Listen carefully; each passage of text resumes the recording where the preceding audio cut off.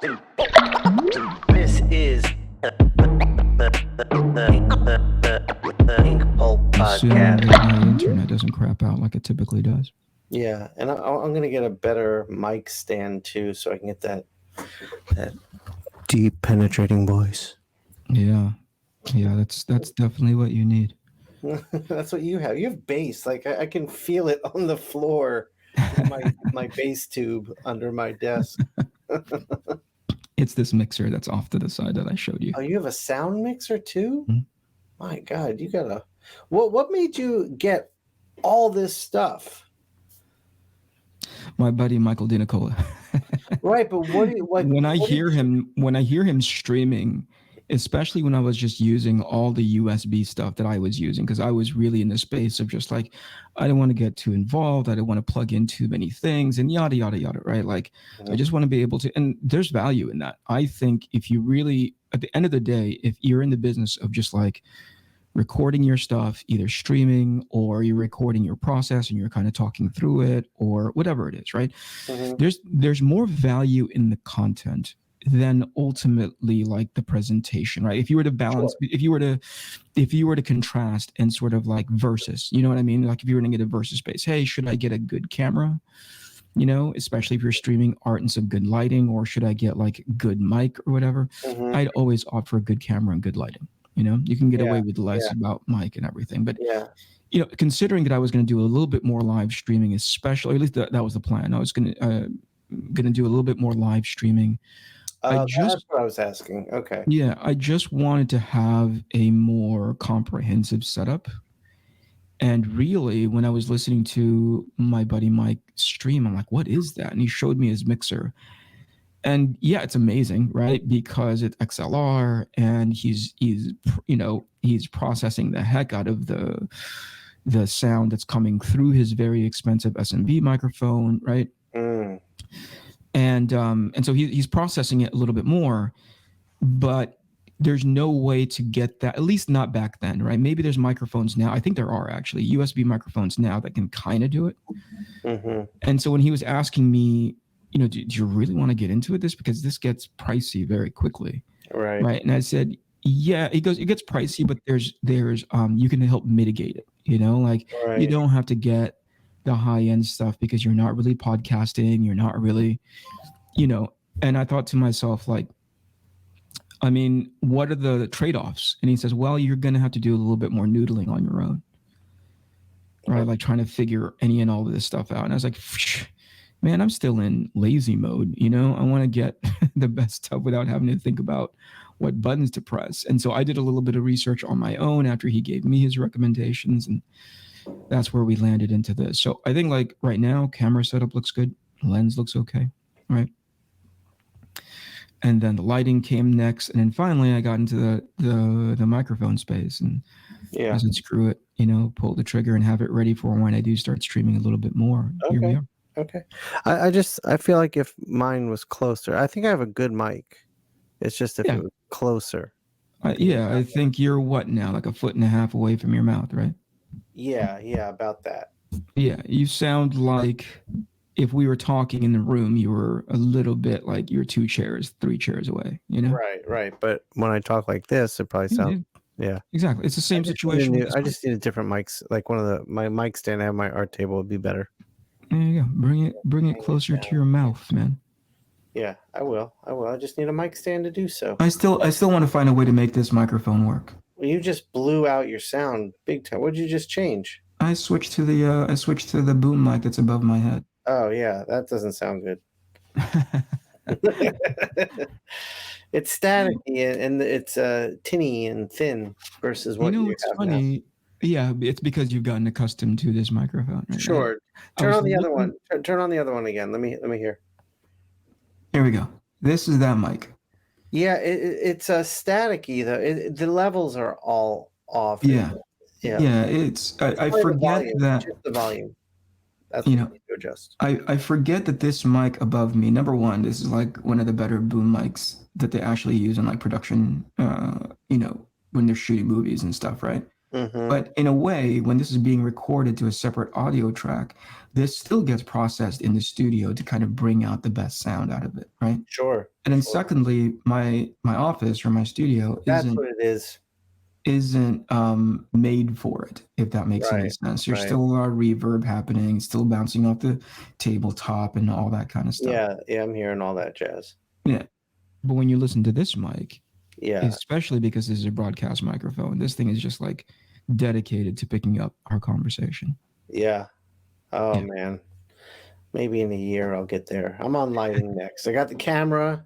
Yeah. Lighting's my next jam. Well, you just figured out exactly what to do, which is just to bring that mic a little bit closer. Yeah. I just need a mic stand, like a different. I need the overhead mic thing. I can Yeah. like get Yeah. right there. You're doing fine. What's news, man?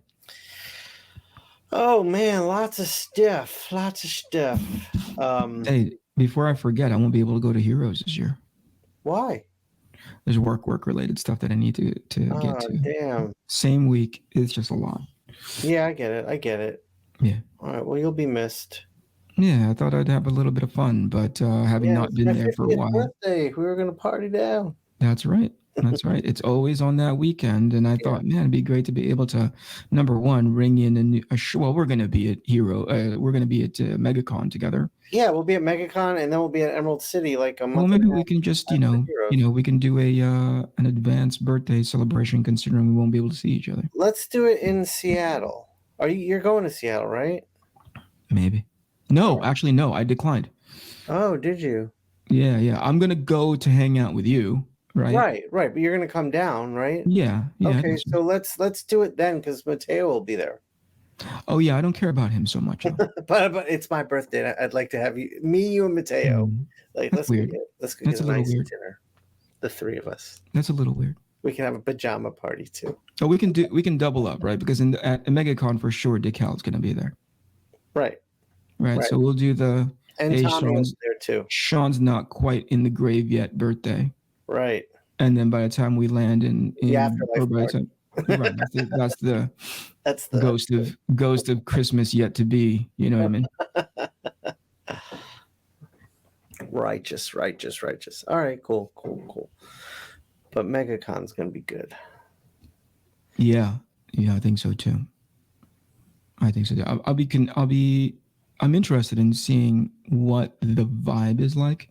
You've done more than a few shows at this point, so you kind of have a temperature take. MegaCon, I think, is going to be MegaCon is going to be the first one that I end up going to in such a long time. I didn't realize how big that show had gotten. I haven't done MegaCon in, I think I figured out, almost 30 years. Yeah. I got my first job there, and I haven't been back since. You're kidding. You would think you'd want to continue your streak of. I was just busy. I mean, I had work. I mean, I was doing a bunch of cons. I just wasn't doing that one, and for no particular reason. I always liked that show. Yeah, I don't recall the last time that I was there, but definitely I liked it, but I got to the point, and you know this, and maybe this is something that we can talk about, right?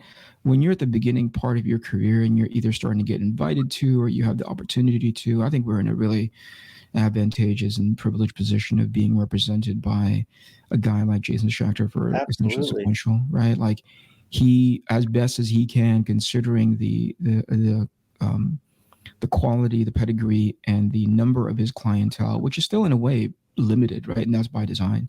He doesn't take on people just for the sake of taking on people, because he really does want to give them the best sort of experience as far as being an art rep is concerned. I know sometimes it can get, depending on the show, depending on the guests that he's representing, it can get pretty overwhelming very quickly. So he tries to sort of subsidize that experience. Subsidize might not be the word, but at least he tries to patch up the holes in what he can handle at any given time by bringing on help and all that kind of stuff. So that's really cool.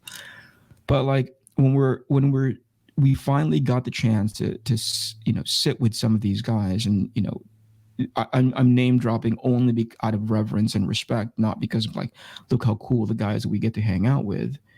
It's guys like legend guys like you just mentioned Tommy, right?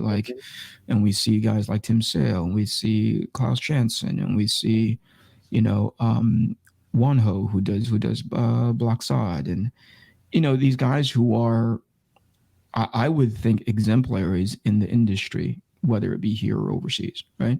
Did you just say Black Sod? Isn't that what it's called? I don't. That's why I'm asking. Yeah, I always thought it was that's how I Black say Sad. it. Is it Black Sad? Okay. I don't know. What would make it Black Sod?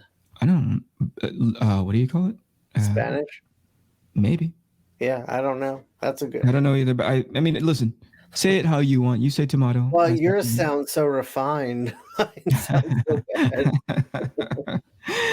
My point is, Shawn, if Yeah. you'll allow me to get to it, is the fact that we were fortunate enough to sit with some of these guys, and so opportunities open up to us, and in my case, I think it's similar to you. Like, we have jokingly talk about riding these guys' coattails sometimes when we get into these shows that we have very little business getting in. It's not to diminish our body of work and the work that we put behind, but sometimes doors that were only partially open to guys like us suddenly become wide open due to the efforts of Jason Schechter. And right, we get flights covered, we get free table space, exactly, we get hotels, exactly. It's amazing. It's amazing. So.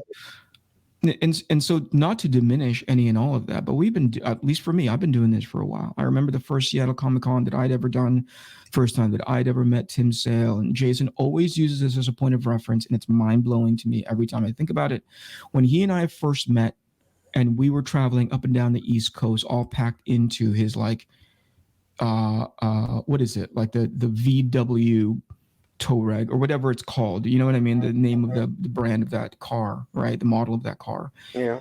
We did 5 shows in 4 weeks, and I remember Iron Man. He keeps telling me that's the weekend that Iron Man 1 came out. Okay, I remember that. Right, and I was like, "Holy crap! That was such a long time ago." Yeah. Right, that feels like a lifetime ago, and the fact that he has it at a point of reference is really super charming. The guy is a sweetheart. Absolutely. But 10 years later, you fast forward to the kinds of things that we're doing now. And again, there's people who are just starting in their journey of like becoming going to conventions and finally having an opportunity to get these tables and having aspirations, if not fulfilling the aspirations of breaking even by the time a 3-day show is done. Right. Right. For me, it got kind of not old, but every convention just kind of started mashing together. There are ones that are like exceptional, right? And that's the reason why I'm a little bit, heartbroken at the idea I have to cancel on here because of work. But, you think about that many years worth of shows across the country, a handful on the other side of the world, right? And as nuanced and as exciting as those were, like unique and really sort of like, I remember when we all went to Italy doing shows. Yeah. And to this day, that's still, I was like, wow, that was 4 years ago that happened, going on 5, Yeah, it was. It's bonkers to think about that kind of stuff, right? But ultimately, short, again, like I said, short of a few examples there, it all just kind of starts mashing together. It doesn't hurt that some of these shows are put on by the same kind of promoters, very gracious, very generous promoters that have us on. But at the end of the day, it starts to kind of mash together. And near the end, I don't know if I was, and I think this is pretty natural and organic, but I don't know if I was appreciating it as much as I did 5 years, 6 years, 7 years prior. Yeah. Yeah. You know what I mean? That. I was there. I was in that headspace. Yeah. I found lately I'm appreciating it, I think, more than I ever have. Really? Tell me. It's because I've changed my whole mindset now. Oh, sure. So I'm able to just sort of enjoy the experience of being there and not spend my time worrying about money, worrying about opportunities, worrying about networking. But I also have this business I'm there to promote. So now I'm at a point where like I get to have these conversations. Like there were probably a good 4 or 5 people I spoke to for 15 to 20 minutes each at the 1-day show in Boston. That's awesome. And for my business, for my brand, I believe that's invaluable for building trust, for building, getting people not just to come in and buy something, but to be a part of what I'm building and stick around. Yeah. Yeah. I think is that's where cons for me now are like this really interesting opportunity. Yeah. Yeah. I think, I mean, I don't want to take anything away from, at some point, I don't want to take anything away from the experience that I have at cons in as far as like my lack of appreciation, because that's not what I'm getting at. Right. I do appreciate it every single time that we're there. I do have a moment of reflection. I'm like, man, how did we get here? You know, because we were all packed into a VW SUV, 5 shows in 4 weeks. It was kind of crazy. And here we are. I never have to carry you and I never have to carry a portfolio No. into a show. We don't have to carry a banner. That's a really big one. Yeah, but you see what I mean? Like banners. that level, I still have that level of appreciation, for the space that we're occupying now as opposed to back in the day. Yeah. But certainly not too dissimilar to you, but not exactly identical, right? Which is, I'm in a different mind space in as far as the industry is concerned, if that makes any sense. Yeah, me too. Right. Absolutely. Rare am I wowed by the things that are happening inside the industry. You might, it's probably part cynicism, part like they're not going to do anything new anymore, Right. And my overall excitement for the business of comics, and I think I'm pretty consistent in this, like the business of comics has sort of like diminished, right? I don't care for it anymore because it's not fun, Sure. The comics part, anytime I see a brand new creator, yeah, and you know this about me, like at the end of the show, Sunday, Saturday night, or Sunday where I'm about to leave, I always try to make it through the show and be like, I don't know who that guy is. I'm going to try to buy a comic from them and read it. Yeah, you are good see about what they're doing, So I think that's where the frequency shift happened for me. Now, doing the commissions is great because number one, it helps to stand up, my ever fragile ego. Like, oh, people still know me. They still want me to draw for them. That's kind of cool. That is confidence boosting. But jokes aside, I really do like drawing, right? But just not, and this is where we are identical, just not to the point where it's like, oh man, I better get 14 this week or this weekend, or else this is gonna feel weird. And there's this internal competition between you, me, and Maddie of like, oh, how many did you get? And how many did you get? And blah, blah, blah. Maddie blew us all out of the water. Yeah. I think he turned that corner to be like rock star level. And the next thing you know, that's all he's doing all week. And also it doesn't hurt that his convention fast is different from a lot of different convention fasts, like speed. Yeah. Anyway, I don't like that guy. So it stopped becoming about that, at least for me. And just like, I like drawing and I just happen to have this much time. Now the convention math always falls, goes down the path of like, okay, so how many should I take this weekend? Because that's all I can do.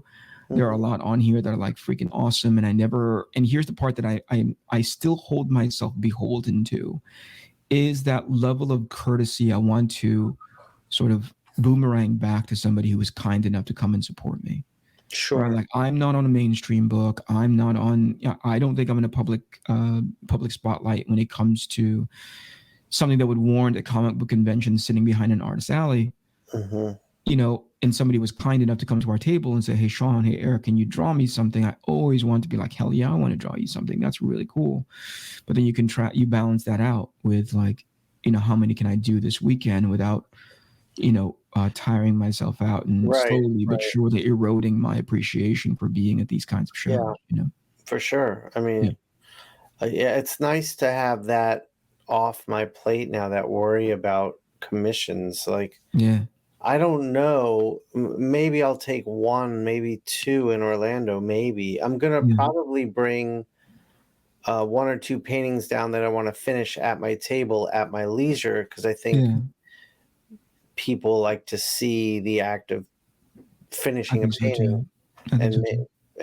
So that'll also get people talking about what are you using? How are you doing that? And then I can mention my online stuff too. Yeah.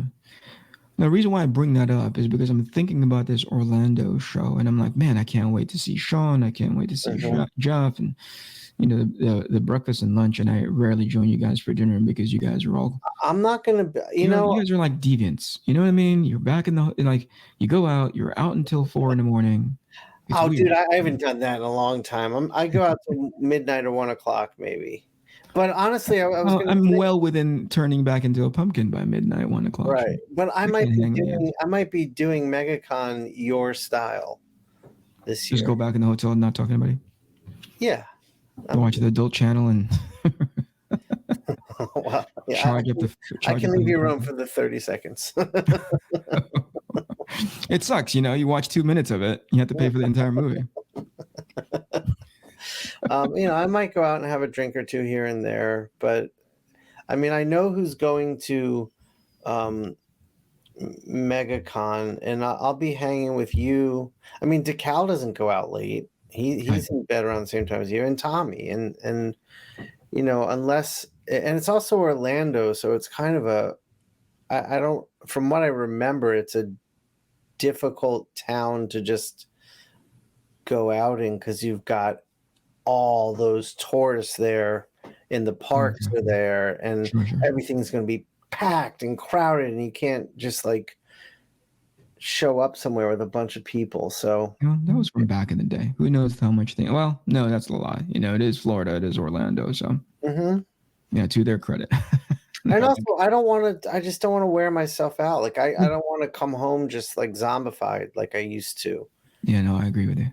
And so I'm down for quiet nights and chilling in the room. And well, it is to say that the thing that I'm looking for. It's a what? 4-day show. Oof. Pace yourself, young man. Yeah. I'm doing a lot of sleeping. Yeah, that sounds good. That's what we've become now, right? So you contrast us to somebody, you know Kreese, don't you? Mm-hmm. I look at that young man and his sort of like go-get-emness and his drive. Mm-hmm. I look at that kid, I'm all like, I remember you. Yeah. I mean, look, I remember that energy and output, my drive is still there. My days at home are spent like, I can't believe the amount of things I'm doing every day. So, I just know at a con, there's no reason for me to, I'm not trying to get on the next X book at Marvel. I'm not trying to do that anymore. So that's really what's changed, hasn't it? We've sort of again, if there's if there's a frequency that we're picking up on, it's more about establishing a worth outside of the stuff that we've done. Right. Which is great, which is again, I'm pretty happy with the stuff that I was able to do back in the day. For sure. Me too. Yeah. But now I look at the stuff that we have yet to do. Right. Or in a way, this is my personal motivation, is how I light a fire under my ass, is to be like, what didn't I get a chance to do? And like, what am I missing out on? And how can I do that as much as possible, like right now? Right. And exactly. What I mean? And I'm the same exact way. So a con for me is a chance to really firm up and build a deeper connection with people who are fans of mine, so that they'll follow me on the places I want to go. So I don't need to network with editors. I want to connect with people who will support a creator-owned project I'm going to do. That's it. That's awesome. That's awesome. I think I actually did that with my social media from back in the day, right? Where it establishes you as a creator, you as an artist. That was accidental. That wasn't strategic. Really, it was just like, that's what I love doing. I like drawing those things, and it just happened to be that people liked me drawing those things. Right. And so I got lucky. I don't know if that's an easy thing to do these days, because there's just so much of it now. Right. Yeah. I mean. I'm working hard as hell on social media to get that. And there's so much out there. Yeah, for sure. Yeah. I think there's, we talked about this, a few years ago, right? And I think it's a still consistent thing that I'm holding true to, which is, it's a long, arduous climb up, Yeah, to get from for like sure. the visualized thing that you have in your head for the project that you're doing versus the actuality of that visualized thing, right? And along the way, there's always new things that pop up that help to sort of amend or change, like wholesale change your approach to be like, oh, I would have never thought of that at all, for me, for you, it's the schooling, right? But actually, the point that I wanted to make first was like, you just need to stick to it. Yeah, right? Both you and I just need to find the tenacity to just hold on. that's it. That's Because I actually think, one of the things I was going to bring up tonight to talk about. yeah, let's do it. Let's do it. Yeah, just hold on to it because what's great about, and also what's devastating and terrible about these projects that we're doing, which is effectively, or in a broad sense, right, brand oriented, right, artist / creator centric, is that it requires you to be all in on it because there's nobody else doing the heavy lifting for you. Right. You know what I mean? Of course, you can bring on, like vendors and obviously freelancers and people who are more familiar and successful in the space. But certainly overall, when when they say, okay, great, for me to do my job, Shawn, you need to generate X, Y, and Z so that I can apply it in the best way possible, Mm-hmm. but that still goes to you, right? Right. You're leveraging their expertise, you're leveraging their history and their pedigree. But at the end of the day, they can't do anything without having it sort of springboard for you first. And that goes back to what I was talking about earlier, which is like, man, this takes so much time, so much sort of like, hold on. It wants to get away from you so much. Right. For you, it's your instruction, INKPULP instruction, and for me, it's this crowdfunding thing, right? Yeah, and that's my next thing is once my plan is to get the instruction to a good place so that I can then go do what you're doing now. Yeah. I have two things. Yeah. Now, yeah, exactly. You're like, whoa, I've climbed this particular mountaintop, reached this I peak. mean, I Oh, haven't climbed it yet. I'm trying to get I'm there. climbing this mountaintop, Right. realizing there's probably another mountain that's that much more arduous, that much more challenging. Yeah. Right. But man, oh man, I don't know if I would have been prepared to be in the psychological, if not artistic headspace to do what I'm doing now. I just didn't think I just don't think I believed in it enough. You're saying a few years ago? Yeah. I'm saying just as recently as 5 years ago, 6 years ago, I wouldn't have thought I would be able to do what I'm doing now, which is like, I'm just going to do this. Yeah. Yeah. I feel the same way. Yeah. I was talking to Steph last night, and it kind of hit me. I was like, "Oh, you started at your own school? Like, what? Yeah. Who the fuck are you? Like, Yeah. what a maddening, Absolutely. crazy thing to think you're capable of." But I Absolutely. did, Yeah. and now it's just like you're right. Now, like, there have been a bunch of points along the road where it's been like, not I haven't asked myself, do I bow out now? But I could see how at these certain points, if I hadn't just said to myself, I have to dig in and just ride this because I know it's going to click at some point. Right. If I didn't have that in my head, I would have been out a few times already. Yeah. And this week was a big one. Yeah. And that's leading into what I wanted to talk about. So before I go there, I want to finish up what you were trying to get to. Yeah. Or Yeah. we already finish it up.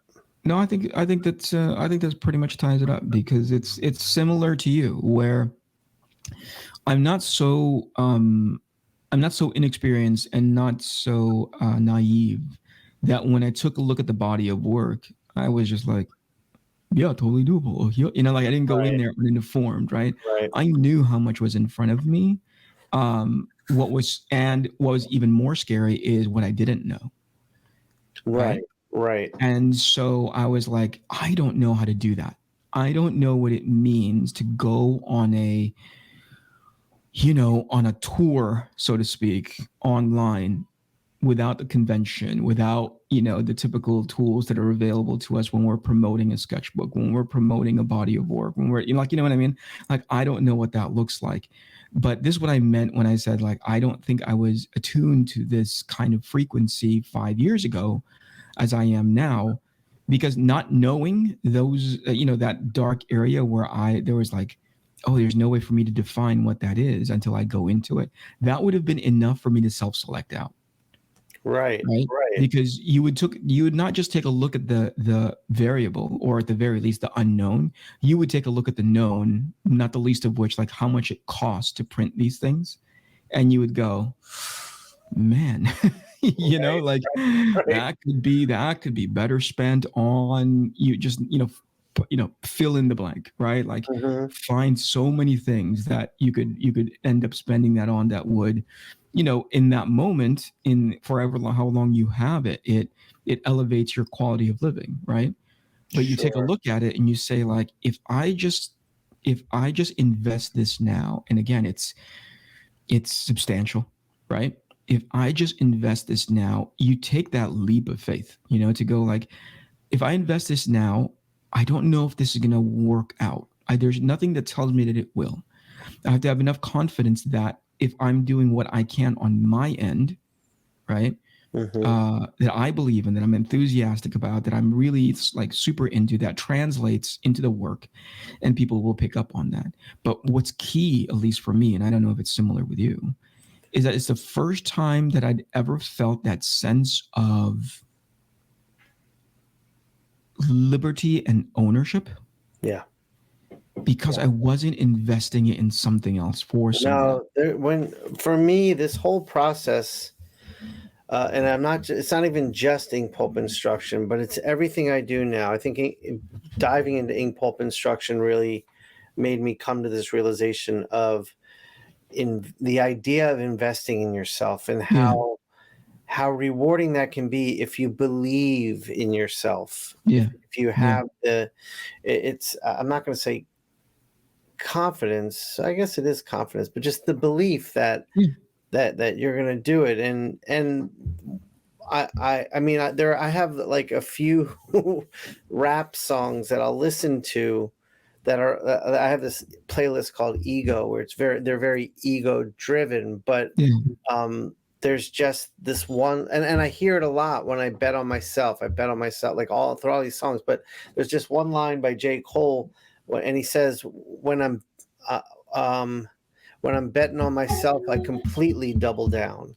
He says it with such confidence and belief. I'm like, that's it, believing in yourself like that. Like, go for it, invest in yourself. But also, and this is kind of what I wanted to get into today, is, like, let's say, for example, you're like, I'm going to invest in myself, and I'm going to publish the issue 1 on my own, and then I'll sell issue 1. And if issue 1 doesn't make the money back that you had hoped, like the old me would have said, you have failed in your endeavor. But that's not the case. That's step 1 of the big investing in yourself. So what about issue 2, 3, 4, 5, and so on? And what I've learned in this idea of investing in yourself, or this idea of not failing, I've realized there's really no such thing as failure unless you give up.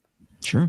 As long as you see every challenge as an opportunity to learn from and do better from, then you're moving forward. And one thing that you have taught me, not intentionally, just through knowing you and through watching you and through your actions, is this: you have this great, almost monk-like ability to not get emotionally involved in how things happen. So if something doesn't go great, you don't get upset. You look at it very, very calmly and say, what am I learning? What are my options? And so on.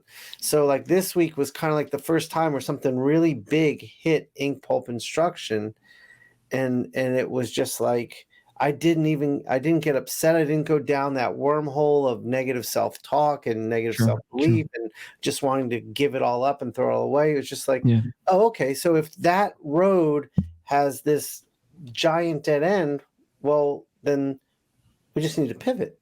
Yeah. And if we pivot, it'll be fine. Yeah. And that's something I've learned through you. Yeah. And that's, I wanted to get talking about that because that's new for me. Yeah. I used to, man, my emotions owned me before.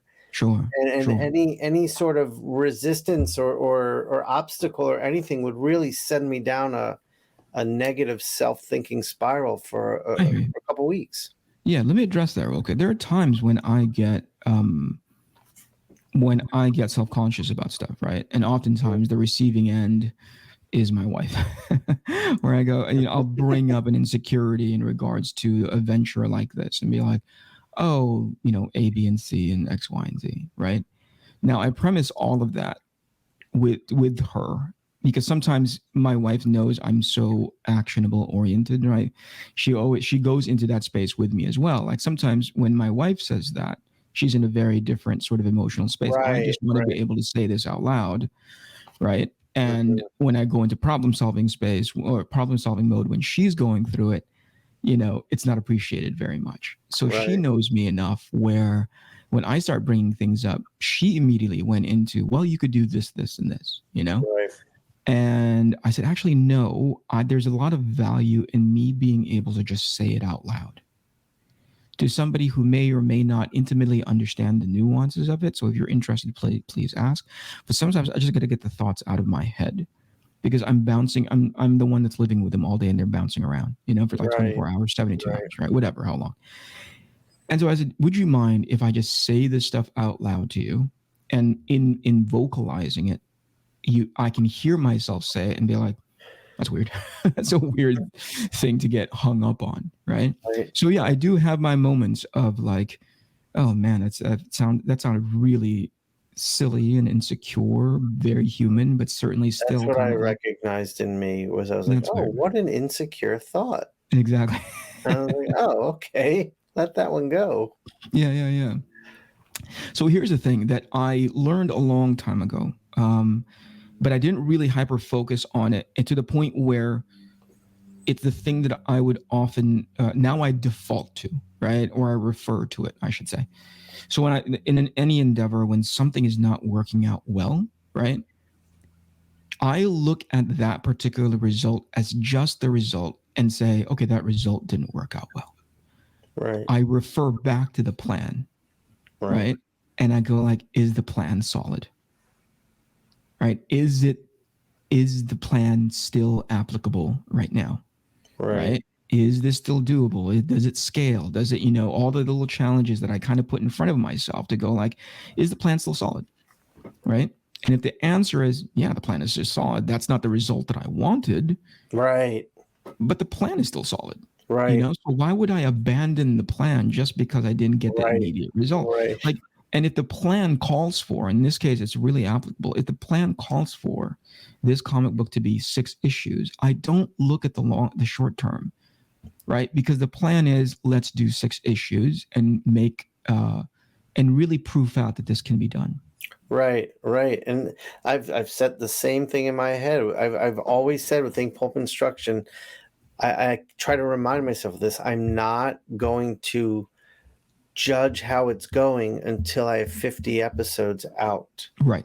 That's a great metric. That's a great sort of like that's a great landmark. Yeah. To be like, I'm not even thinking about that. What good looks like until 50. 50 looks good to me. That particular number. I've got caught up in the short term a few times. Of course. And then I've pulled back and be like, all right, wait, no, the focus is on getting quality episodes done now.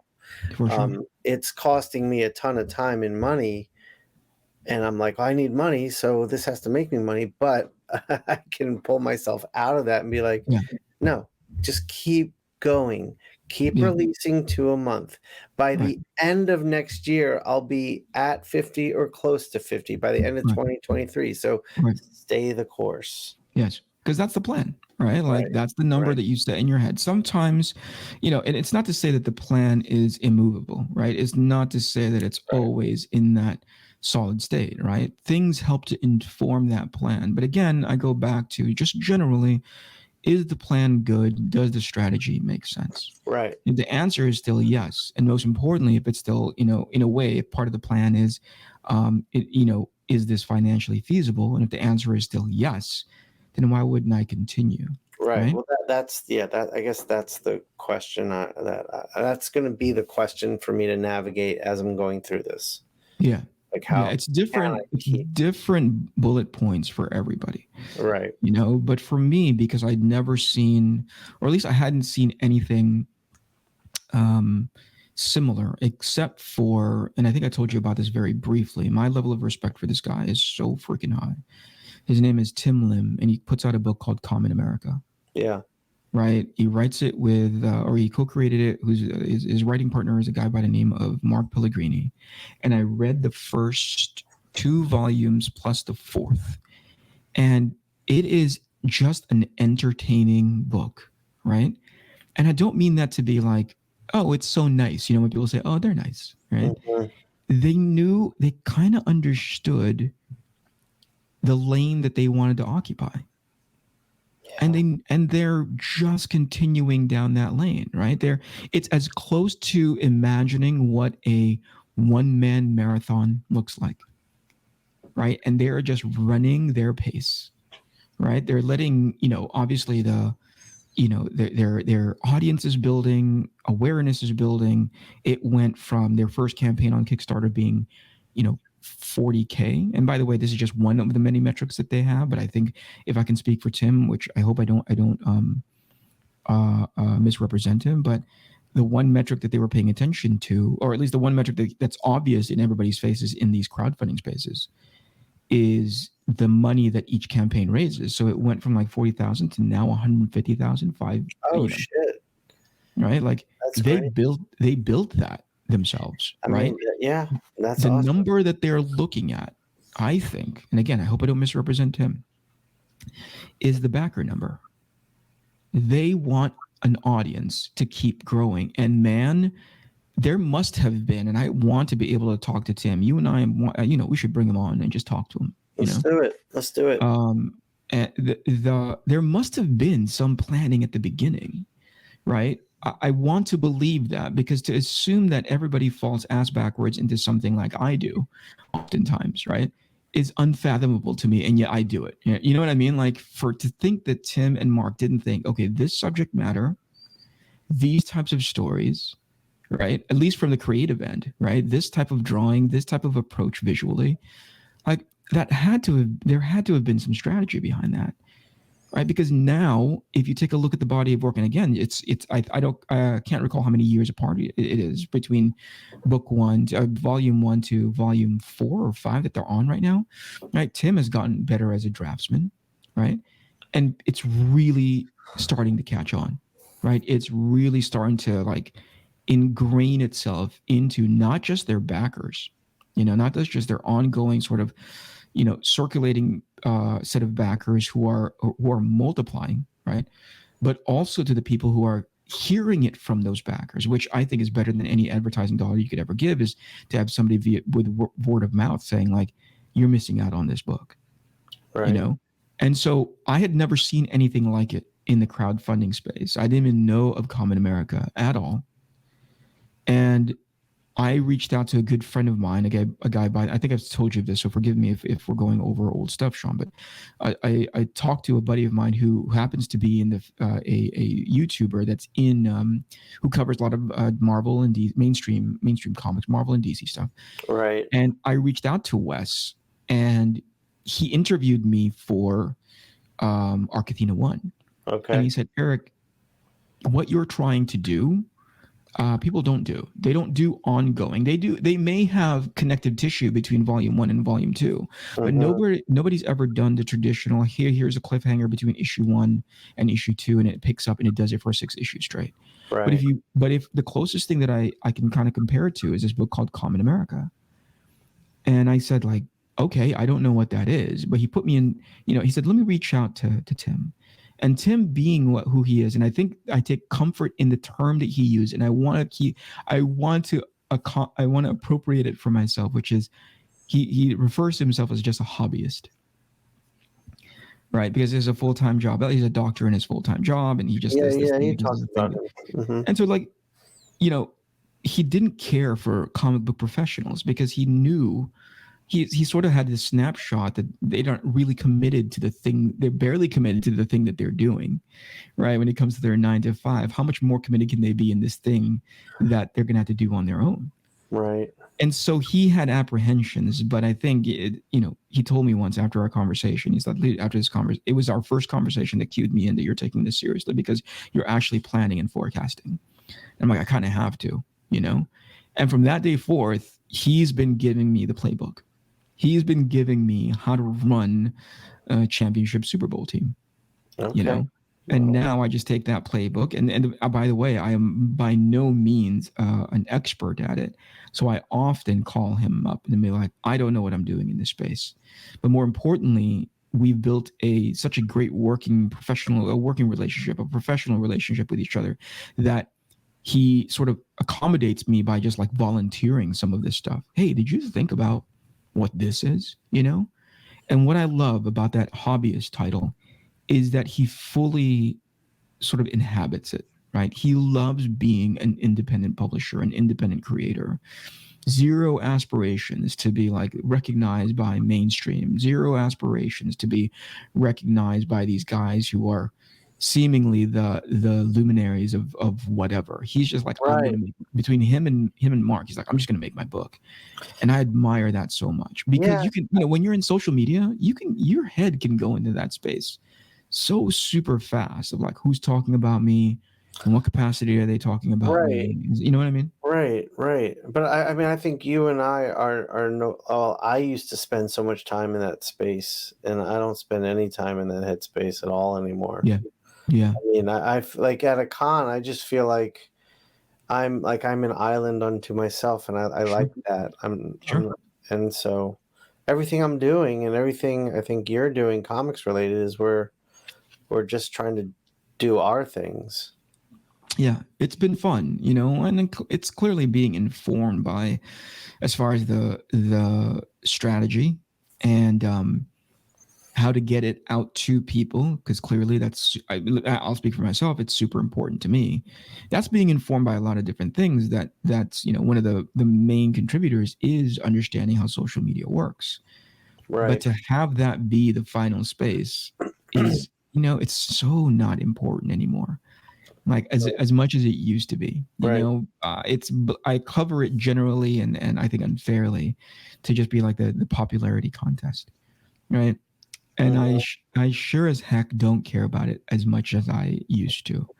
These days, it's just about the work. It's funny. I'm using social media much more these days, but I'm not caring about the followers, the likes, the this and that. It's just I look at everything I'm doing like what I'm looking at is my reach, and every post is like, what did I do? What did I learn to grow my reach on the next one and the next one and the next one? That's it. It's a wonderful sort of mental space to occupy now, because it's not contingent on how many hearts or thumbs up or retweets or whatever it is. It's well, the reach obviously plays into that, but clearly it's more about the learning of how you got that. Yeah, right? yeah. Funnily enough, the most engagement that I typically get is, whenever I post like an old piece of fan art that I did 4 years ago, 3 years ago, they're like, oh, I did this. And they're like, oh my gosh, I've never seen that before. That looks so freaking cool. They should let you do, they should let you do these comics. They should let you design X, Y, and Z. And I'm all like, that's flattering. And then I could have gone the path of not antagonistic, but certainly pessimistic, to be like, man, the only time people pay attention to my work is when I'm doing all this fan art stuff of like ninjas and mutant turtles. You know what I mean? Like I could have gone into that space. Instead, I realized, oh, wait, that's actually really good, right? Because I now have a tool that could potentially allow me to dovetail that kind of awareness, that kind of like, oh, what else is this guy doing? Right. Into the stuff that I want to sort of like usher them to. Exactly. You know what I mean? Like, exactly. hey, I've captured your attention. And I think what I used to do in the past was live in that, whoa, I captured you with your attention with like Spider-Man. You really like Spider-Man? I'll draw you more Spider-Man. Right. Yeah. Because that's all I had to offer. That's not like bashing myself. It's more like, oh, that's all that was on my mind back in the day. Yeah. These days, it's more like, oh, cool, you took a look at that thing and now maybe you're following me, or at the very least you're on my timeline, whatever, right? Like, Right. let me show you this thing that I'm doing. Right. Oh, you really like time lapses. Cool. I have a time lapse, but it's not about anybody else's characters. It's about my characters. You know what I mean? Like, and I think that's the shift for me, where I would be apprehensive, often like down on the idea of like, ugh, people just pay attention to this stuff because it's Batman on a freaking gargoyle, right? Mm-hmm. But nowadays I'm all like, hell yeah, I'll use Batman on a gargoyle. Right. You know, like, that's gonna get your ass in the seat. Okay, cool. I know how to do that, right? Right. I know how to sprinkle that in to my social media posts in the morning when you're paying attention. I don't know where you are in the world, but let's say, and it'll trickle down through the early afternoon. Oh, you're seeing that for the first time? Cool. I'm going to follow that up now with this thing. Right. And I think it's that kind of strategy that a lot of creators probably are unwilling to go into because it takes too much work. They would rather defer to how I was back in the day, which is, oh, you like Spider-Man? I can't wait for you to see Venom. Right. Well, I mean, for me, I think it was, living in that headspace had a lot to do with trying to get on a book. Like if I was on Deadpool, then I could draw some Wolverines, and I didn't. I mean, I'm to blame for this, but it's very easy for the industry, if you're a freelancer, to put you in the mentality where you start to not even realize your worth. It's the characters you're drawing. Yeah. And like it was about 2 years ago where I hit a point where I was like, wait a minute, I have a lot more to offer as an artist than just me drawing characters other people own. Yeah. And so getting back to that was really, really liberating and fun. But it had, I remember like working on these pieces, just thinking like, is anyone going to like this at all? And it's just like, because you're just sort of conditioned, or I was conditioned to almost believe that my worth wasn't in my art. It was in who's the character I was drawing. Exactly. And whether or not it was relevant at the time, right? Like, Spider-Woman is cool, but Spider-Woman isn't in the Marvel Universe movie, or whatever it is. Right. Like, well, I guess this is nice because I'm Spider-Man adjacent or whatever it is. But it's like, you really do. The other point that I wanted to make, I was going to say, you really do have to shift your thinking, which I believe that you did pretty dang successfully. Now it's just a matter of holding on to that and saying like, I'm not going to let go of that. Right. But the other one is, I made a point to say earlier that some people are just not attuned to that or unwilling to do it, right? Or excuse me, they were unwilling to do it.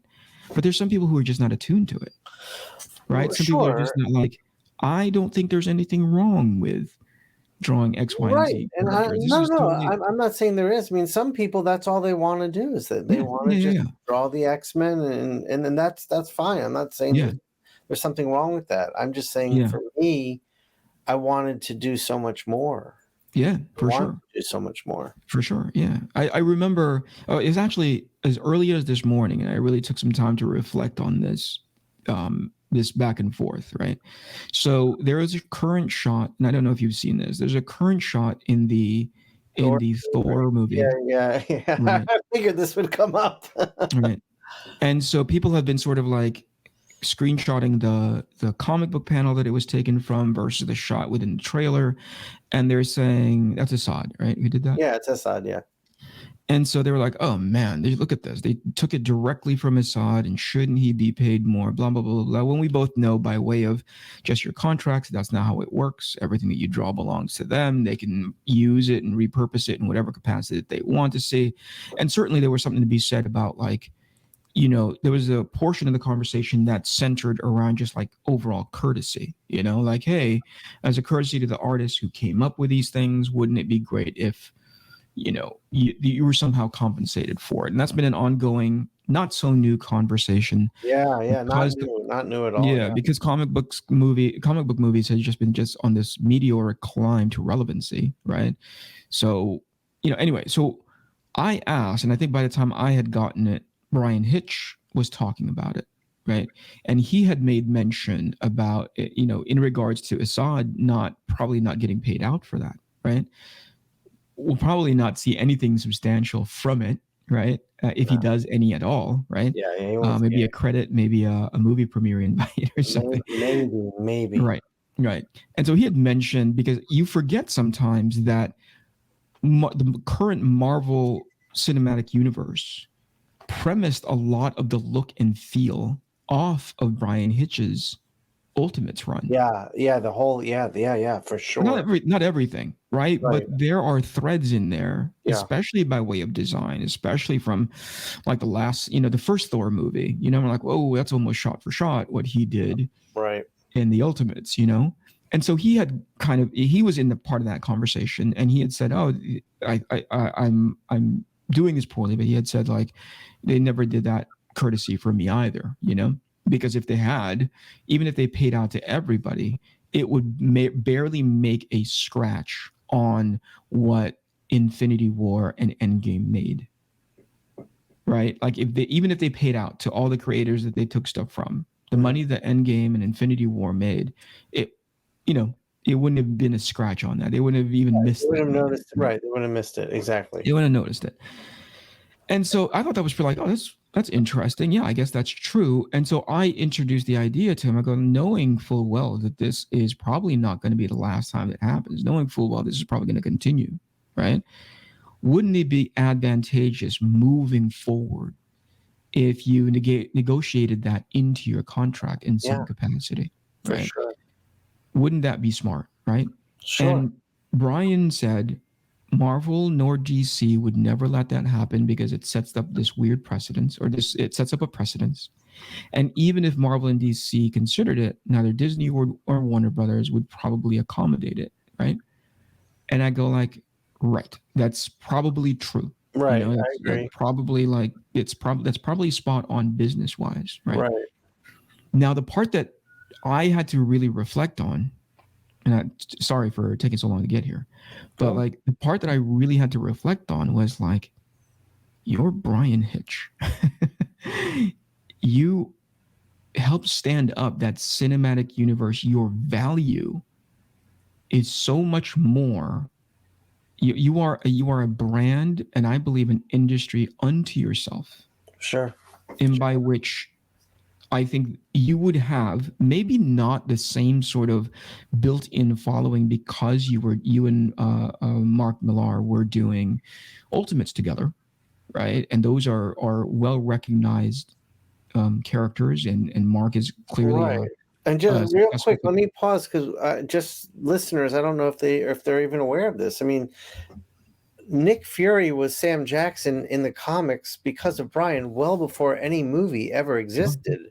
Sure. That almost got into litigation because Sam Jackson saw it and was like, hey, that's, right. There's a story, and I don't know how true it is, where he saw it could have gotten bad litigation wise. So now just cast me as the guy once a time. Brian's vision that built that Fury. Yeah. There you go. And so, so there it is, right? So obviously not having Mark a key component to the success of that, because the narrative was the initial narrative was driven by him, continued on by Brian through the pictures. I thought, like, you're a brand and industry on and of yourself. If you are running into this right now, wouldn't you want to invest in a version in which you never run into this again? Exactly. That's exactly. Yep. That's exactly it. And he's by contrast, and I don't want to put you down, Shawn, and certainly I'm not here trying to be overly humble. By contrast, you and I are not Brian Hitch. No, I'm well aware of that. You're not like these guys are, they are the exemplaries in that field, right? Yeah. Right now, the way Brian Hitch he still draws like a beast. Right. And he is the superhero team artist of all superhero team artists. It could be argued, and I would probably be right in that argument with you. Like, oh, who else could it be? You know what I mean? Like, Right. but maybe because the conversation wasn't about that, and certainly Twitter isn't, it's 240 characters, whatever. I just didn't want to go in there. Why didn't you, why don't you do this on your own? But it really did make me think, like, I wonder if there is a disconnect there. Not knowing Brian at all, not knowing some of these creators who are also hopping into the conversation, right? Like, I wonder if there is a disconnect of, like, you clearly understand that there is value in the work that you do, and it just happens to be that the work is for mainstream companies. What does it look like if you were to do that work for yourself? Right, exactly. How would you shift your expectation of success so that you wouldn't look at it as like 60, 70, 80, 100,000 copies of Marvel, but $0 from mainstream? Right. I mean, my take from it was because I saw a bunch of creators like complaining about it on Facebook, and I just wanted to say, like, why do you continue working for these companies? Like, you can go off and you don't have to do this anymore. Right. I mean, these are established creators who've been around for a while, and they can very well. I mean, I know it's not easy. I know it's easy to say, but I mean, I jumped ship. You jumped ship. I mean, you can. I mean, we are the visionaries of, like, all this stuff they're taking from us. We could just leave with, and then they won't have it, and we can own our own shit. I mean, and also, it may not be tomorrow, it may not be the next day, but eventually mainstream comics, you're going to phase out. Oh, it's already starting. There's very few people that have that level of longevity as far as like continuously, doing stuff. And those are exceptional, right? You can pick them out. Right? You can say, oh, so-and-so is still good. He's been working since whenever. Right. But there are plenty of people who are cranking on comics, and you and I like them, they might not necessarily be the big names, but certainly we like them, right? Mm-hmm. And they just phased them out because they moved on to the next person that's going to be able to do that thing, or, they knew the favor to, they knew the favor lever to pull. Right. And they ended up being in that office, and that a previous guy's not there anymore, Right. And so knowing that there is a time horizon for your relevancy in mainstream comics, why wouldn't you start that journey for yourself, like right now? Of course, there's going to be things that factor into that. Maybe you don't have the savings to be able to do it. Maybe you're not in the, the right sort of financial position to be able to say, oh, I'm just going to leave, right? But man, I would just encourage, not necessarily Brian Hitch in specific, because again, I don't know the man. I don't know his situation. I don't know his habits. I don't know his nuances. But a Brian Hitch type, to be like, get away from there. Yeah, I agree. And I mean, there's a conversation I had with an artist in Boston, and this artist is a beast, a powerhouse. Yeah. I mean, an amazing talent. And he was telling me he's going to work on this book at DC. Mm-hmm. And I was like, oh, okay. And then I asked him who's writing. And it was a writer I've worked with that is so awful and so terrible and so bad. And I was just like, wow, you're just cool with doing that. The lack of respect it shows the artist to take a hack writer and give them the script for someone who's of this caliber of talent is crazy to me. I mean, and it just got me thinking, and I was like, I see, well, not now because I don't pay attention, but when I paid attention, one of the things that would always irk me a lot was new writer given great talent. Like I remember it was like one of the last years at Marvel, it was like a brand new writer, and they were like, and Chris Bachalo is drawing the book. And I was like, I wonder, and I started to look, can I find a book with Grant Morrison writing and a new talent drawing? Right. And it just doesn't exist. Right. And it's an absolute lack of respect for the medium and the artists in the medium. Sure. And But yeah, it does go to show that it's probably less about the creators, because in that case, I try to take a step back and take maybe like a 10,000-foot view of something, right? So in the position that you're taking, the premise that you're saying is like, you would never give a brand new artist to a seasoned writer, right? I'm just saying they don't. I'm They not. typically don't, It right? doesn't happen. It's just Right. They typically don't, right? Because out of respect and out of courtesy or to that seasoned writer, but it doesn't seem to fare very well when the roles are switched, right? When they're flipped over, right?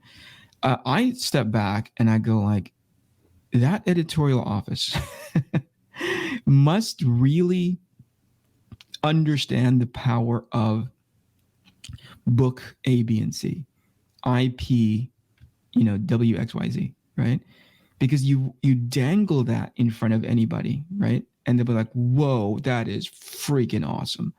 I want to be involved in that. I want to be part of that logo experience, right. And that really does speak to, I think, how the turnover happens, right? Because there's always going to be somebody new who has never experienced an artist who is just at the corner turn, right? Who wants that Spider-Man book, who doesn't have the experience and the sort of, the understanding of what that industry means. And so they're always going to get somebody, and good on them, right? Yeah, Obviously, you sure, allow that sure. to, I would never want to take a Spider-Man book away from a new kid who's willing to try it. But it speaks to how this continues to happen, that Brian Hitch is able to bring up that story of why he's not compensated.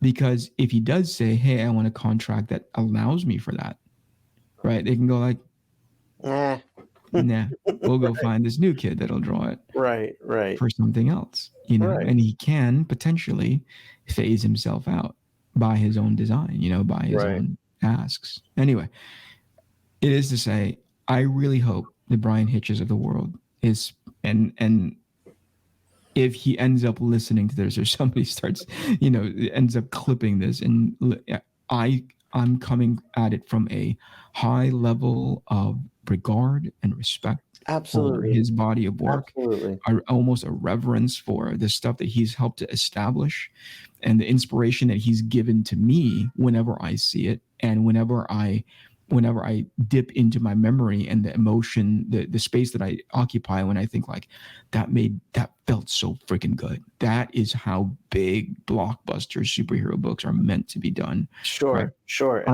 I really do hope he finds the traction that he needs in order to say, you don't need them.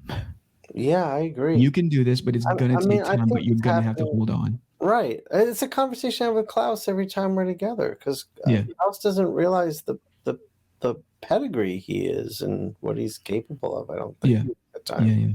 Well, it is, like you said, it's been, it's whatever. There's systems in place, not malicious, but systems in place that have you define your worth through the thing or character or book that you're working on, not necessarily because you have a clear understanding that the worth is you, and it just happens to be that you're working on this thing, Right. All right. We're at that hour, buddy boy. Yes, we are. Another one. Well, you look particularly good. You looked good that entire hour. That never fell out of focus. Well, now it did, but because I leaned back too much. Yeah, too far. All right, we get to do this again. This is a ton of fun. Oh wait, we might not be able to do this next week.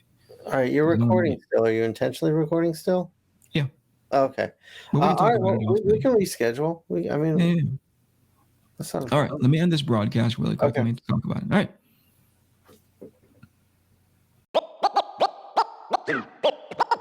This is the INKPULP podcast. This is the INKPULP podcast. Comics, hip hop, life.